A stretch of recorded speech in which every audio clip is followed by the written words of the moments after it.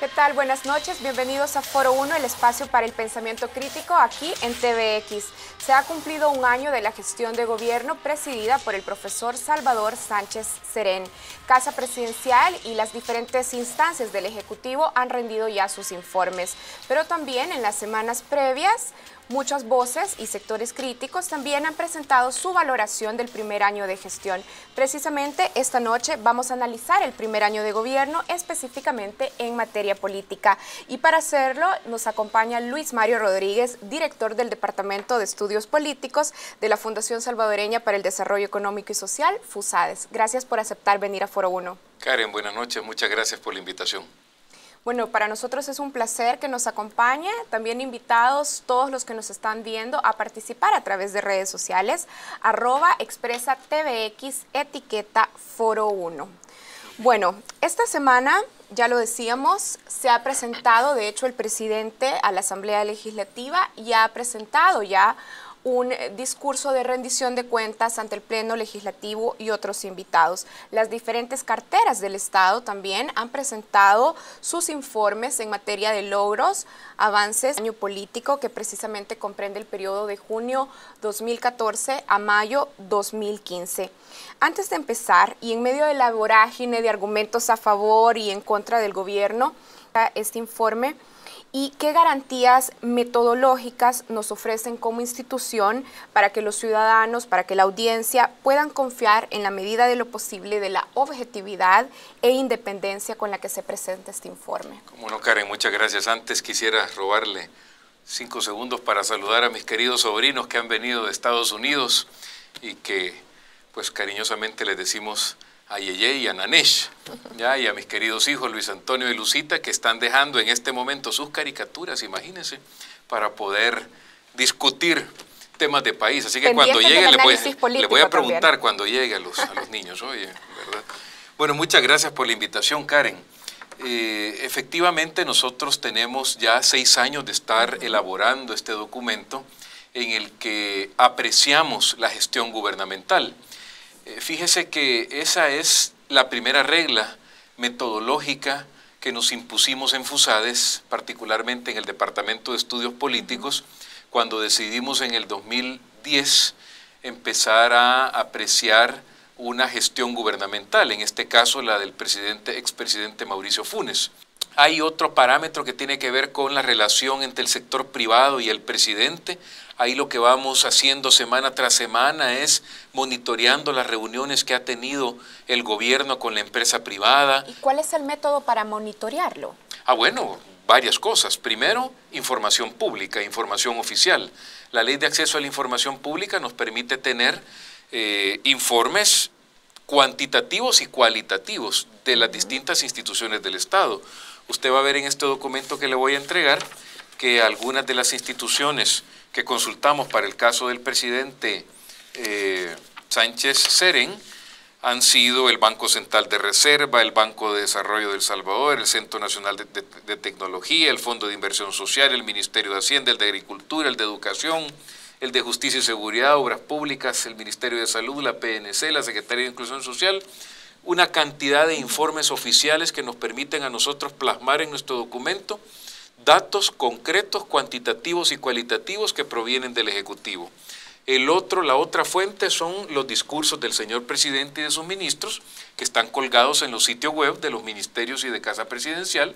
Luego también informes oficiales de organismos internacionales, de clasificadoras de riesgo, que también evalúan el país cada determinado tiempo. Y finalmente, otra fuente que nosotros valoramos mucho, Karen, son ustedes, los periodistas, los canales de televisión, los medios escritos, empezando por Colatino, el Diario de Hoy, El Mundo, la prensa gráfica, los periódicos electrónicos, La Página, El Faro, Contrapunto y otra cantidad de periódicos que hay. Entonces, sistematizamos toda esa información y la vaciamos en un contenido interesante que, además de los capítulos que le he señalado, el compromiso con la democracia, la relación sector privado-gobierno, la eficacia del gobierno, si ha cumplido promesas o no, también nos interesa evaluar temas que tienen que ver con la base de sustentación del presidente. Esto es bien importante, Karen, porque un presidente cuando entra está respaldado, además de su partido político por el que compitió y llegó al poder, por otras organizaciones y movimientos ciudadanos que lo respaldaron durante la campaña electoral y también por conglomerados importantes como sindicatos de trabajadores o movimientos sociales. Nosotros vamos monitoreando en las páginas web de todas estas instituciones posicionamientos oficiales de reclamos o de respaldos que le dan al presidente, y en el caso del partido, pues ha sido, digamos, contrastante el caso del presidente Funes con el del presidente Sánchez Serén, porque allá teníamos un outsider, alguien que no pertenecía al partido, que dentro del gabinete incluyó personas de otros partidos políticos y de movimientos ciudadanos, mientras que en el caso del presidente Sánchez Serén, pues es un líder orgánico del frente. Y lo tengo que interrumpir justo ahí porque quisiera que revisáramos algunos de los puntos específicos del informe. Como ya lo decíamos, el informe es El Salvador, año político, que ha presentado FUSADES. A ver, el informe tiene 3 capítulos. Sí. Vamos a referirnos al capítulo 2, sí, precisamente ya de algo que estábamos hablando, las bases de sustentación del presidente, y quisiera que habláramos específicamente del gabinete del presidente y de los funcionarios, porque ustedes hacen una revisión precisamente de las personas que están en estos cargos y señalan, por ejemplo, la alta coincidencia entre el presidente y el partido. Ahora, esta relación en sí misma y en términos políticos no debería de implicar problemas. De hecho, se supone que los miembros del partido, los líderes de un partido, deberían de ejecutar también el proyecto país. Correcto. ¿Dónde surgen entonces los riesgos que ustedes señalan en el informe? Ok, bueno, digamos que nosotros en el informe riesgos respecto de la integración del gabinete exclusivamente se los atribuimos a aquellos que vienen de Alba Petróleos y que tenían cargos en Alba Petróleos y que ahora están en carteras que tienen que ver con actividades económicas. Alba Petróleos, usted sabe que es un conglomerado de empresas que desarrollan determinadas actividades y que, bueno, compiten en el mercado con otras entidades salvadoreñas, y por lo tanto tener a una ex vicepresidenta de Alba Petróleos y a otros personajes que están vinculados, ya sea porque tienen una relación comercial o financiera o porque estaban como vicepresidentes, el caso del señor ministro de Agricultura que estaba con Alba Alimentos, caso de la viceministra de Comercio o de Economía, mejor dicho, que estaba como vicepresidenta de Alba, el caso del viceministro de Educación que estaba también dentro de Alba Petróleos, el señor ministro de Economía que tenía también una relación comercial con Alba. Bueno, lo que señalamos nosotros ahí es lo que la empresa privada dijo en su momento cuando se integró el gabinete, que debían cuidarse de que no existieran conflictos de interés ante el manejo que antes hacían en esas empresas, que ahora van a competir en el mercado y que están ellos en, digamos, cargos que tienen que ver con otorgamiento de permisos y esto, ¿no? Es decir que en este caso el factor de riesgo por conflicto de intereses, si generalizamos, tiene que ver con que personas que han estado vinculadas a empresas asuman cargos en el gobierno. Claro, pero en este caso, Karen, porque esto no ha sido ajeno en otros gobiernos, han venido empresarios a tomar digamos, puestos en ministerios. En este caso el tema es que es una sociedad de economía mixta como no habíamos tenido en el país.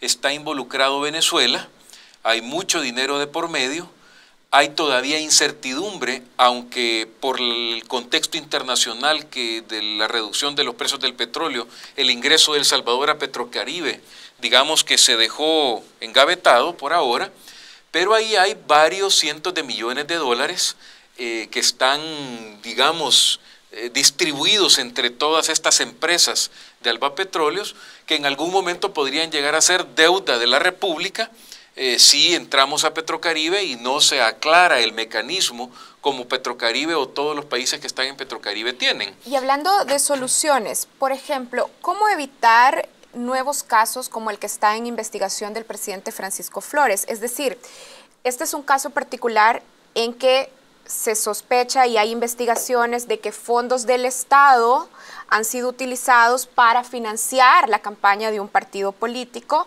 precisamente del partido político que tiene la presidencia.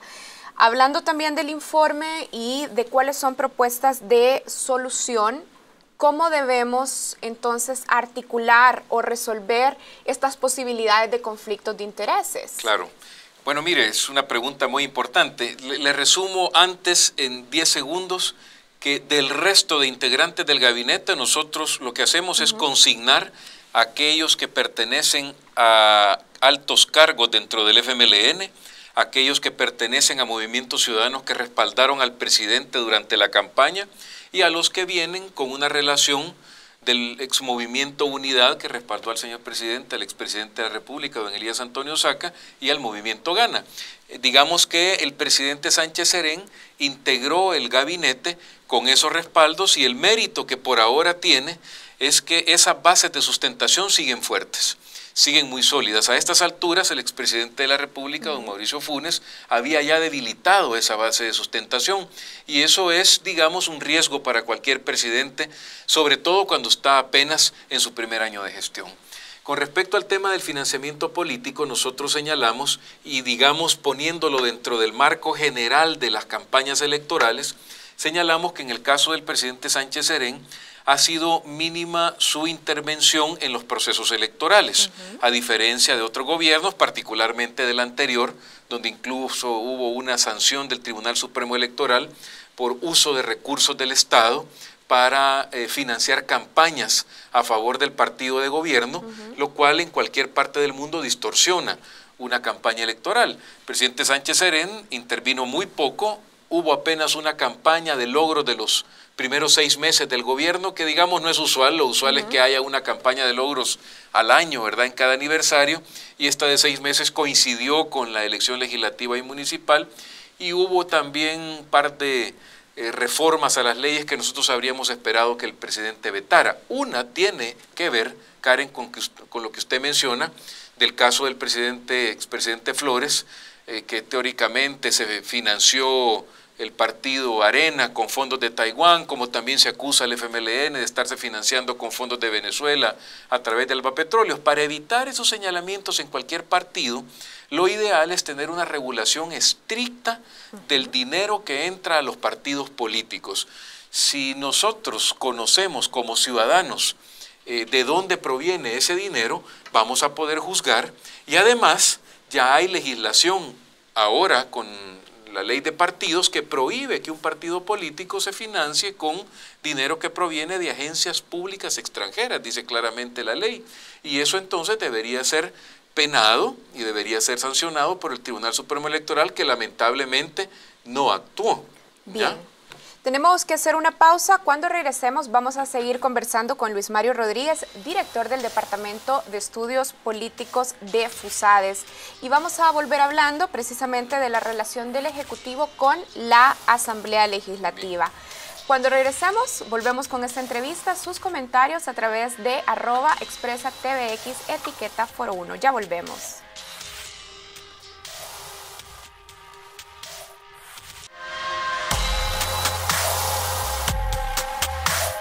La inversión pública históricamente ha tenido una subejecución de alrededor del 60%. Hasta el mes de marzo, la tasa de crecimiento de la inversión era menos 13%. Hoy en abril, esta tasa ha mejorado de menos 13 a menos 6.6%. Lo que estamos viendo es que ya estamos eliminando esos cuellos de botella internos en la inversión privada, con la que esperamos a final de año aumentar la ejecución pública desde el 50% que fue a finales del año 2014 a una ejecución del 70%.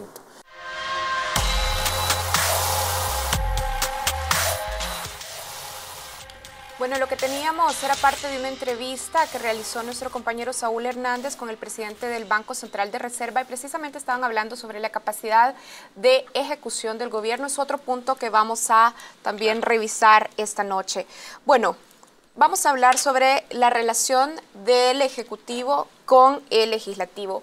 Y es importante que tengamos en cuenta que la Asamblea Legislativa es el espacio político natural, de hecho, para las negociaciones y los acuerdos. De hecho, la falta de correspondencia entre Ejecutivo y Legislativo podría significar baja capacidad de ejecución del plan y las metas del gobierno. Sin embargo, en el informe se reflexiona sobre las alianzas que el partido de gobierno ha articulado en la Asamblea Legislativa. Ahora, si la Asamblea es ese espacio político natural para las negociaciones y los acuerdos, ¿qué requisitos deben cumplir esas negociaciones? Muy buena pregunta. Deben ser transparentes, deben ser lícitos, ¿verdad? Deben responder al bien común y no a los intereses partidarios ni de los miembros del Ejecutivo. Y eso es fundamental a nuestro juicio porque, bueno, ya hemos visto presuntos pactos entre distintos partidos para elegir funcionarios de segundo grado que quizás no tienen la capacidad o representan a partidos políticos, más otros aspectos que lamentablemente pues, no se han, digamos, procesado, no se han probado, pero que manchan la credibilidad de la Asamblea Legislativa. Fíjense, al presidente Sánchez Serén le ha tocado lidiar con dos asambleas, ¿ya? La primera es la que encontró allá el 1 de junio del año pasado, donde básicamente tenía el respaldo del partido de gobierno, por supuesto, ¿ya? Ahí hay una relación muy estrecha, él es un líder histórico y por lo tanto, como usted muy bien señalaba, no debe extrañar que haya un respaldo claro del FMLN hacia las iniciativas que el presidente y sus ministros mandan desde el Ejecutivo hasta la Asamblea Legislativa. Luego hubo una alianza con el partido Gana, que respaldó muchas de las iniciativas del Ejecutivo y se logró también apoyo de otros partidos minoritarios. Eso permitió que el presidente tuviera respaldo para mayoría simple, y también el transfugismo que sufre el principal partido de oposición, Alianza Republicana, hace que también el Ejecutivo tenga respaldo para aquellas decisiones que necesitaban 56 votos. Específicamente el tema de los préstamos, que vimos que tanto a inicios de la gestión como al final, aceleradamente se aprobaron más de 2.500 millones de dólares de deuda, que por cierto, pues es un tema importante que los salvadoreños tenemos que debatir, sobre todo porque no hemos visto la aprobación de una ley de responsabilidad fiscal que permita también controlar este endeudamiento público que al final usted y yo y nuestras familias, Karen, vamos a pagar, y a cada uno debemos una buena cantidad de miles de dólares que tenemos que hacer frente para pagar esa deuda. Entonces, este respaldo del presidente prácticamente estuvo durante todo su primer año. Ahora que hay elecciones legislativas y municipales, hay una reconfiguración en la Asamblea Legislativa, tanto la mayoría simple que sirve para aprobar leyes con 43 votos, como la mayoría calificada que sirve para elegir funcionarios de segundo grado y ratificar y aprobar préstamos de los que le señalaba internacionales, donde se necesita 56 votos, se ha reconfigurado, se ha redistribuido el poder político de nuevo en la Asamblea. Arena recobró la llave de la mayoría calificada como oposición política y el Frente no logra, con su aliado natural en la legislatura pasada, el partido Gana, los 43 votos para mayoría simple. Ahora, estas alianzas entonces per se no deberían de ser malas, porque como decíamos, si de hecho estas alianzas no se logran en la Asamblea Legislativa, la capacidad de ejecución del Ejecutivo también va a disminuir. Pero ¿qué criterios entonces debemos observar los ciudadanos, la audiencia, precisamente para garantizar que estos acuerdos ocurran en los mejores escenarios o en los escenarios más convenientes para el país y no a capricho de una u otra fuerza política? Es correcto, Karen. Las alianzas dentro de la Asamblea Legislativa son normales, son naturales. El pueblo distribuye el poder político de acuerdo a sus afinidades con los partidos y a los diputados que se lanzan como candidatos por cada uno de los departamentos. Entonces, el partido de gobierno debe mostrar capacidad de negociación para lograr los votos que le permitan luego implementar su plan de gobierno.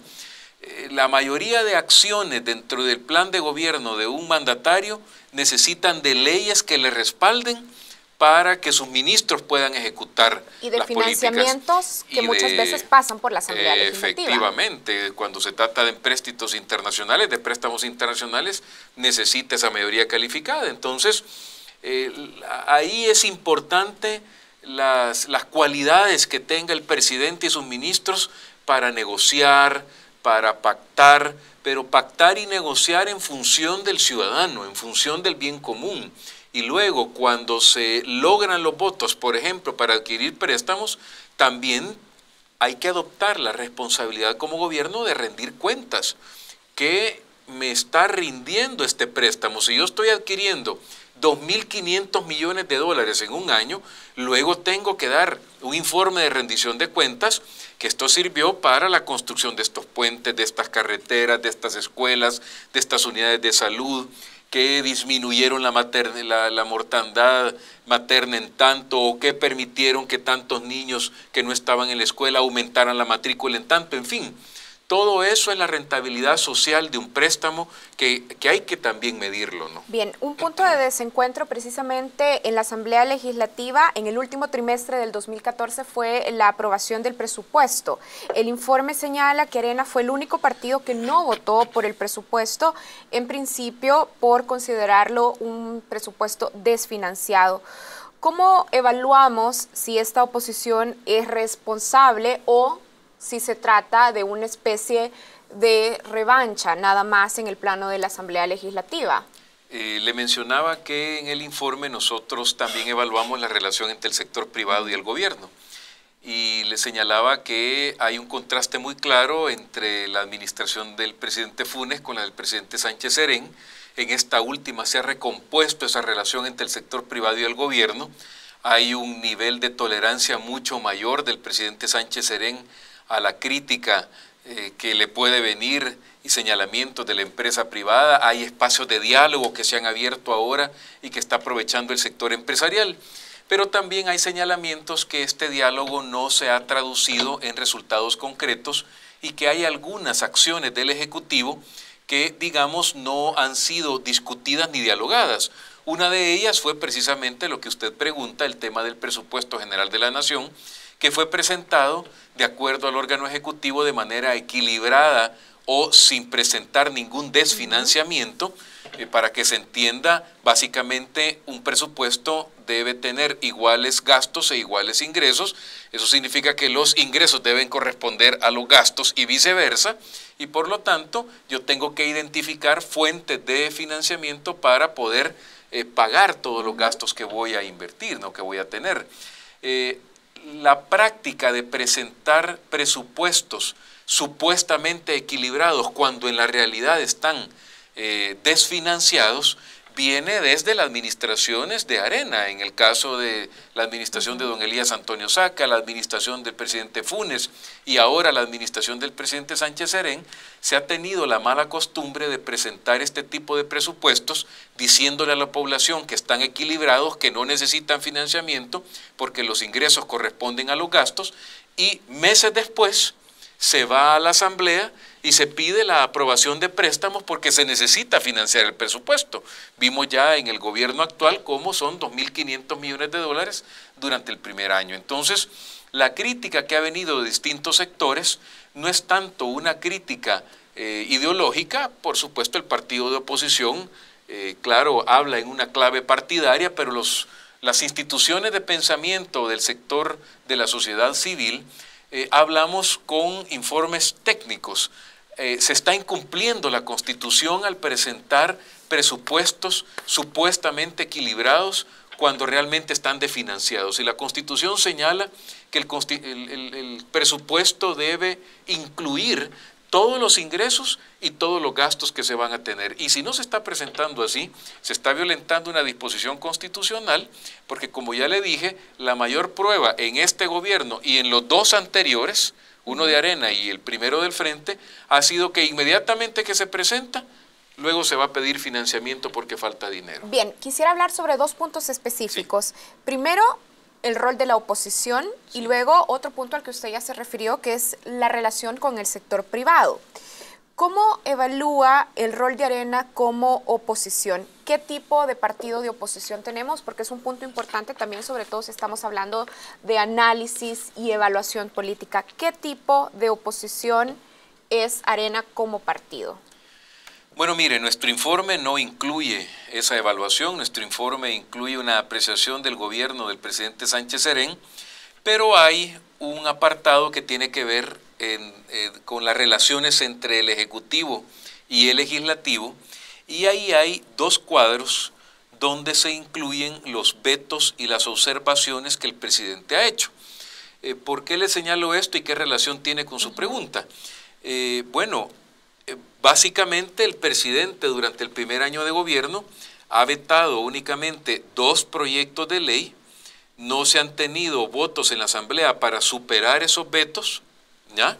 Y luego ha observado 2 leyes también, y esas observaciones no han sido superadas. Estos parámetros de pocos vetos y pocas observaciones, y que no haya existido superación ni de los vetos ni de las observaciones, digamos que lo tenemos que leer de 2 formas. Primero, que claro, la oposición no tiene la capacidad de juntar los votos necesarios para superar los vetos del presidente y para superar las observaciones.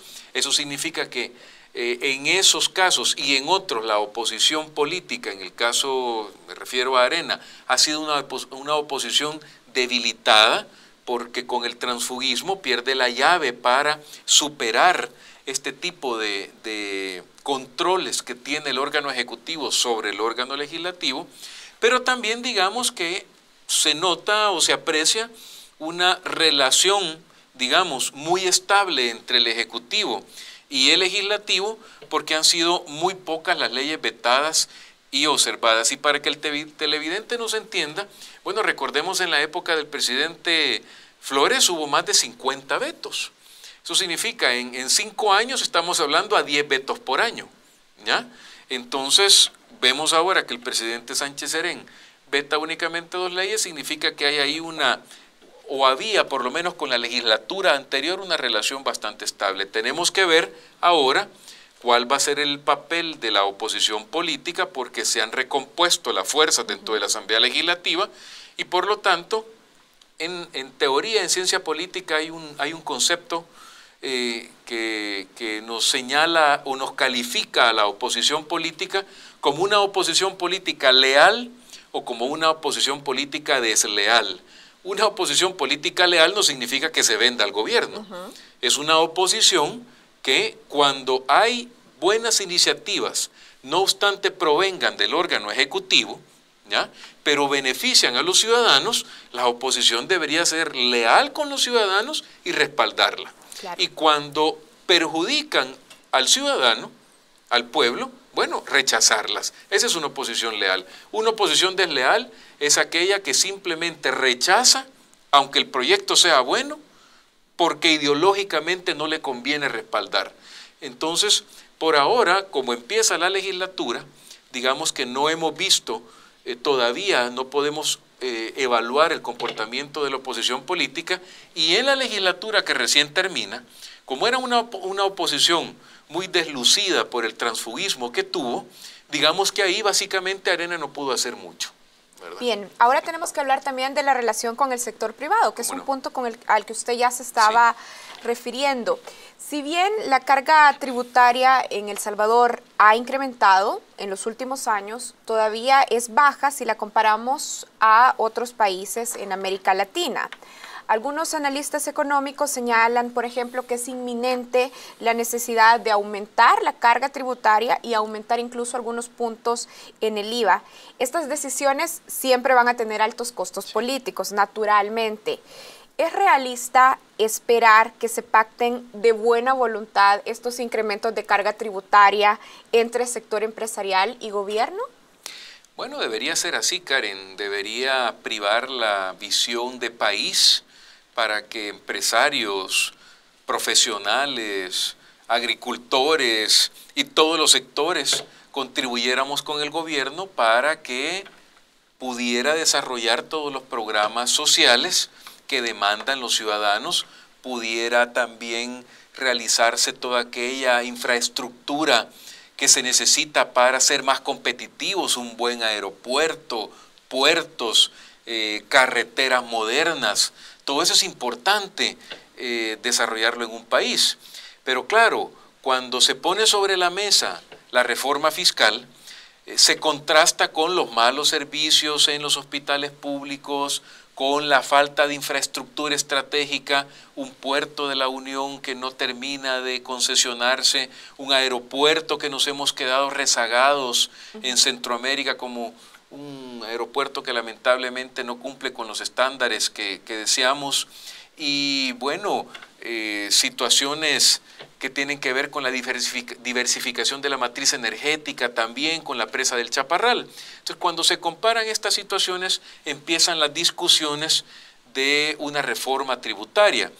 El buen ambiente que generó el presidente Sánchez Serén al inicio de su gestión, precisamente por ese espíritu dialogante y esa virtud de tolerancia que tiene la crítica de sus adversarios políticos, digamos que se fue debilitando cuando se presenta la reforma fiscal en julio de 2014, sin mayor discusión con la empresa privada y en un madrugón en la Asamblea Legislativa, como venían haciéndose en legislaturas pasadas o cuando Arena también gobernaba, y entonces eso genera ya una fisura muy complicada.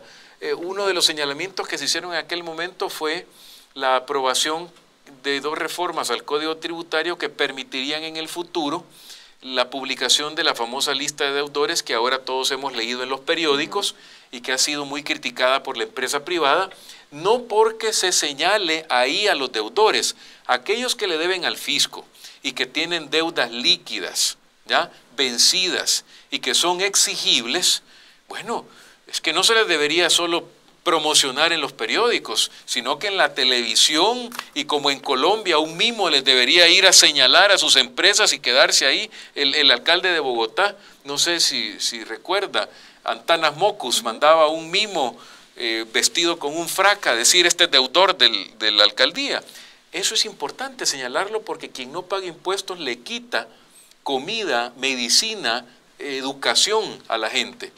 Pero el informe incluye dentro de un título genérico de lista de deudores a gente que todavía está discutiendo ante los tribunales o ante el mismo Ministerio de Hacienda tasaciones de impuestos que no son las justas. Es como que a usted le dijeran: usted tiene que pagar $10,000 de impuestos, cuando usted sabe que sus ingresos apenas son de X cantidad de dinero al año y usted tiene que pagar solo 5,000. Están abiertos los procesos. Usted lo va a pelear, lo está peleando, y de repente sale en la lista Karen Fernández, deudora del Estado. Bueno, ¿cómo que deudora? Si yo estoy peleando, si me han tasado $10,000, yo solo gano tanto y tengo que pagar $2,000. Bien, y precisamente sobre este tema y este punto de desencuentro, reforma tributaria y desde el Ejecutivo también señalamientos precisamente por casos de evasión y elusión, tenemos un material preparado, los dejamos con esto, hacemos una pausa, ya regresamos en Foro 1.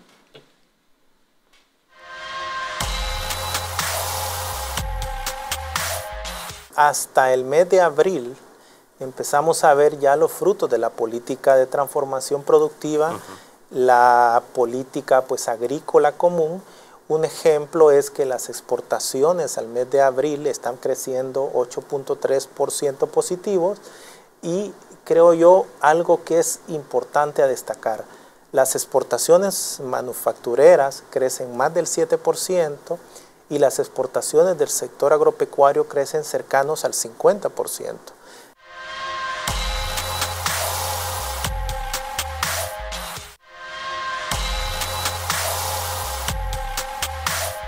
Y a una sentencia de la Sala de lo Constitucional, donde se derogaron 2 artículos del Tratado de Libre Comercio con los Estados Unidos.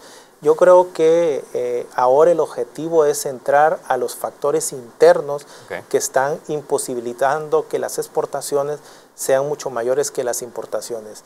Y aquí, entre los factores, vuelvo a citar la baja productividad laboral, la baja sofisticación de nuestros productos que exportamos, y sobremanera yo creo que es necesario eliminar que la competitividad se gana con bajos salarios. Es creo que uno de los elementos que debemos de destacar.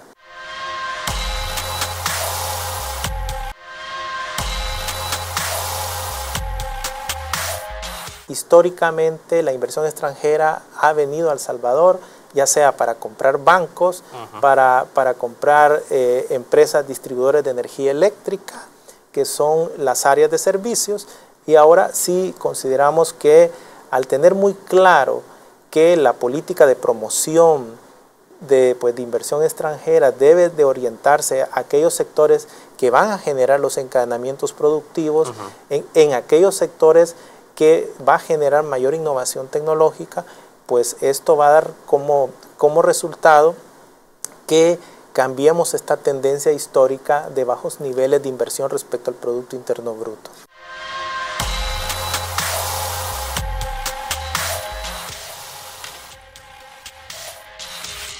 Estamos de regreso en Foro 1, el espacio para el pensamiento crítico de TVX. Un año se ha cumplido desde que asumiera el gobierno el profesor Salvador Sánchez Serén, y por supuesto esta noche hemos estado hablando, haciendo una evaluación desde el punto de vista de FUSADES, y está con nosotros Luis Mario Rodríguez, director del Departamento de Estudios Políticos de FUSADES. Bueno, nos habíamos quedado hablando precisamente del punto de desencuentro entre el Ejecutivo y el sector empresarial en este tema de la reforma tributaria o los incrementos de impuestos. Ahora, indudablemente, este tema siempre va a tener costos políticos, pero es necesario que se discuta y que se aborde, que se tomen acuerdos para el largo plazo y, por supuesto, para la salud de las finanzas públicas. ¿Cómo garantizamos o qué herramientas podemos utilizar la ciudadanía, por ejemplo, para poder evaluar si los sectores que se oponen y los partidos de oposición sean responsables en sus posturas y, como usted nos explicaba en el bloque pasado, sea una oposición leal y no una oposición desleal? Claro, bueno, Karen, aquí debe haber información entre ambos actores, ¿no? En el caso del gobierno, además de información, debe haber acción.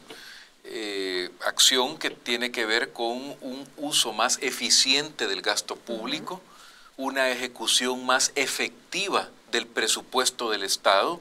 Cuando usted tiene dinero y por ineficiencia no ejecuta, no invierte ese dinero, bueno, está lamentablemente impidiendo que se inyecte dinero en la economía, que haya trabajo y que se mejore infraestructura o todo aquello que se iba a construir con ese dinero que no se ha ejecutado. Cuando malgasta el dinero contratando empleados públicos a diestra y siniestra sin tener una ley de la función pública que le permita que llegue al Estado gente profesional que dé buen servicio, y lo que se contrata son adeptos de partidos, que lamentablemente ha sido una costumbre desde siempre en gobiernos de Arena y del Frente en el país, pues entonces digamos que no está utilizando eficientemente el dinero. ¿Por qué le estoy señalando esto? Porque el país no ha entrado a una discusión seria en el aspecto fiscal.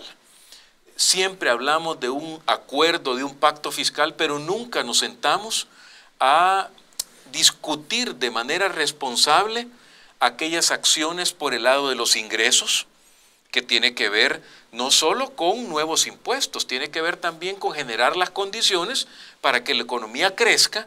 Si la economía crece, hay más ventas, si hay más ventas, hay más impuestos que le llegan al Estado, y también hablar por el lado de los gastos, que estamos invirtiendo mal, que debemos reorientarlo o debemos hacer un gasto más eficiente para que el dinero, nos alcance.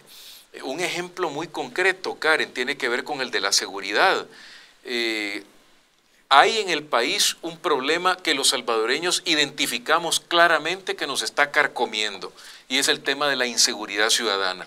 Si estamos claros que ese es el problema, el gobierno debería reorientar dinero de otras acciones que van a doler, por supuesto, a los ministros a los que se les quite ese dinero, y los beneficiarios de esos programas les va a doler que se les quite ese dinero, pero bueno, va a resolver un problema importante que es el tema de la inseguridad, y cuando eso esté controlado, le aseguro que la economía va a crecer y habrá mayor plata, más dinero para reinvertir nuevamente en esos otros programas que quizás les quitamos.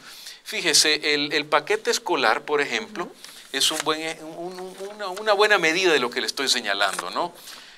Claro que todos nos alegramos que los niños lleven su uniforme, tengan sus libros, tengan sus zapatos y sobre todo las familias que necesitan de esos recursos.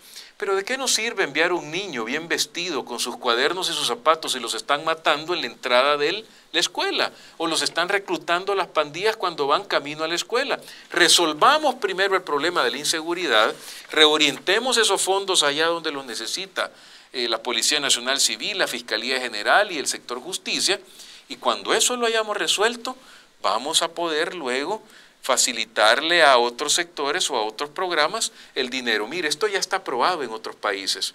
Claro, algunos desarrollados, pero la receta es igual. Giuliani nos decía en el caso de Nueva York que la gente le reclamaba de por qué se había sacado dinero de unos proyectos y se había mandado el tema de seguridad. Bueno, porque hay que priorizar la política pública y el problema que quiero resolver. Bien, si hablamos de uso eficiente del dinero y de la capacidad de ejecución del gobierno, y precisamente en este tema que se discute mucho, los programas sociales. A ver, algunos datos para que podamos revisar. A principios del 2015, la CEPAL publicó que la reducción de pobreza y desigualdad se mantiene estancada de sí en general en Latinoamérica desde 2012. Sin embargo, El Salvador, dice el informe, mostró 4.4 puntos en reducción de pobreza en el periodo 2012-2013, es decir, pasó de 45.3 en 2012 a 40.9 en 2013. Otro dato, según el informe de desigualdad del PNUD, el 83% de esta reducción es causado gracias a políticas redistributivas, dice el informe, que son estas políticas las que han tenido mayor peso en la reducción de la pobreza. Precisamente hablando sobre el uso y la ejecución de la inversión, ¿cuál es su apreciación, la apreciación del informe? Bueno, nosotros tenemos una apreciación de programas sociales, algunos insignias, como el de Ciudad Mujer, en el que evaluamos positivamente que lo haya continuado el presidente Sánchez Serén. Eso es fundamental porque cuando se da continuidad a proyectos y sobre todo si son de carácter social entre un gobierno y otro, se empiezan a convertir en políticas públicas que luego tiene que garantizarse su financiamiento. Otro de los programas es el de las comunidades solidarias rurales, viene desde la administración del presidente Saca, antes se llamaba Red Solidaria, toma como ejemplo proyectos que se han desarrollado en Brasil, en México, donde se llaman bolsas solidarias y que es básicamente entregas condicionadas de dinero a la gente para que las mujeres vayan a sus controles prenatales, para que se saque a los niños del trabajo infantil y se manden a las escuelas. Esos proyectos están evaluados o apreciados de manera positiva dentro del informe. Hay señalamientos en el tema de educación y salud, donde lamentablemente, digamos que falta todavía ejecución en algunas de los presupuestos de estas carteras de Estado, pero se reconoce, por supuesto, la infraestructura nueva en el caso de salud. Y en el caso de educación, si bien se señala que se ha mejorado el tema de entrega de paquetes escolares, se dice que esto ha sido a costa de sacrificar la calidad de la educación, la capacitación de los profesores, la infraestructura escolar, que todavía tenemos muchas escuelas que, bueno, las condiciones no son las óptimas. Entonces, aquí lo importante, Karen, es garantizar que los proyectos sociales van a tener una sostenibilidad financiera en el tiempo, porque si no la tienen, entonces en cualquier país del mundo eso se llama populismo. Tenemos programas que se hacen y benefician un tiempo determinado a la gente, pero luego se termina el dinero, la economía no crece, hay un desincentivo en el sector privado para invertir porque no hay seguridad jurídica y entonces, bueno, el programa social se tiene que cerrar y la gente sufre. Aquí lo importante es ¿Cómo garantizo que esos programas sociales tienen sostenibilidad financiera en el tiempo? Y para eso hay que hablar, hay que reducir la polarización, hay que ponernos de acuerdo en una visión de país. Fíjese, a nosotros nos causa mucha tristeza que cuando documentos como estos, que tienen más de 200 páginas, que intentan ser propositivos, bien documentados, se descalifican en el marco de la polarización que se tiene en el país, señalando que sus autores estuvieron en el gobierno, fueron funcionarios de Arena. Bueno, miren, no se fijen en el mensajero, fíjense en el mensaje e intentemos poner sobre la mesa no la discusión si alguien es arenero o del frente, sino la discusión de cómo resolvemos los problemas más grandes del país, cómo hacemos que la economía crezca y cómo logramos que la gente, bueno, se sienta contenta en un país como el nuestro, ¿no? Bueno, y precisamente, y casi para cerrar la entrevista, con el equipo de TVX y de Foro 1, también hicimos una recopilación precisamente de los análisis que FUSADES ha hecho en los últimos periodos de gobierno. Así es que queremos compartirlos con ustedes para llegar a la pregunta final. A ver, por ejemplo, tenemos dentro del análisis que hacía FUSADES para el periodo 1999-2004, este es el periodo del expresidente Francisco Flores, algunos de los puntos específicos a los que se refería FUSADES en este momento. Sobre el tema de inversión, la necesidad de incrementar inversión en educación a través de becas, crecimiento en salud, reestructuración del territorio y reactivación de la agricultura. En seguridad, se señalaba en ese momento la necesidad de brindar mayor seguridad física y jurídica a la población. En economía, en ese momento, las recomendaciones de FUSADES incluían permitir que el dólar fuera usado como moneda de curso legal y para ese periodo señalaban que el crecimiento económico iba a ser solo del 1.5% del PIB al cierre del año 2001. Vamos ahora a revisar un poco del análisis del diagnóstico que hacía FUSADES en el periodo 2004-2009, el periodo del presidente Elías Antonio Saca.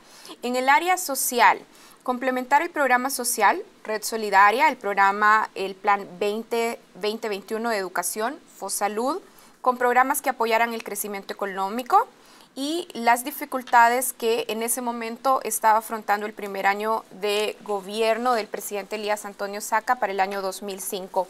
En economía, la solución, decía FUSADES en ese momento, no está en una reforma fiscal que se iba a traducir en aumento de impuestos, sino en el combate de la evasión y hacer también que el sector informal pagara impuestos. Eliminar la partida secreta aprobada en 1996, precisamente por acusaciones de abuso en el manejo de fondos.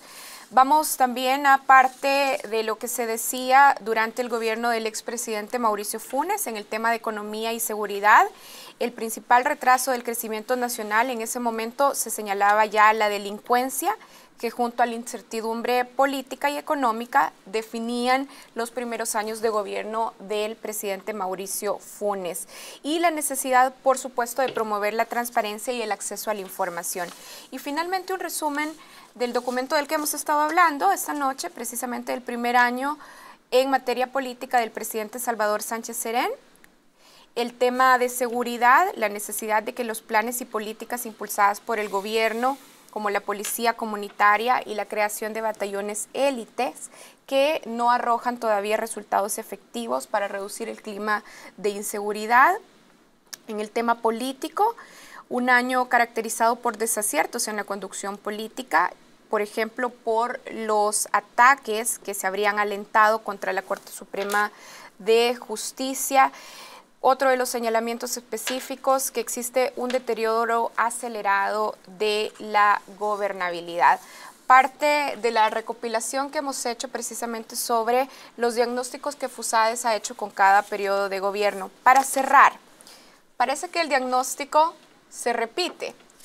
Ahora, ¿cómo garantizamos que estos informes que vienen de diferentes sectores de la sociedad civil y que cuando hacemos una recopilación comparada vemos el diagnóstico está ahí, los principales elementos, las recomendaciones siguen estando ahí? ¿Cómo garantizamos que haya visión, que se incorporen las voces, que haya capacidad de lograr acuerdos y precisamente que se construya visión de país. ¿Para qué nos sirven estos informes al final? ¿Cómo deben ser utilizados? Bueno, buena recopilación, Karen. Digamos que es un buen resumen. Nuestra intención como centro de pensamiento, al final de cuentas, durante los últimos 30 años que hemos existido en el país, nacimos en el 1983, hemos evaluado gestiones, aunque con esta metodología lo empezamos a hacer en el 2009, pero el Departamento de Estudios Económicos, sus informes de coyuntura, recientemente celebraron el informe de coyuntura número 100, han evaluado todas las administraciones de Arena.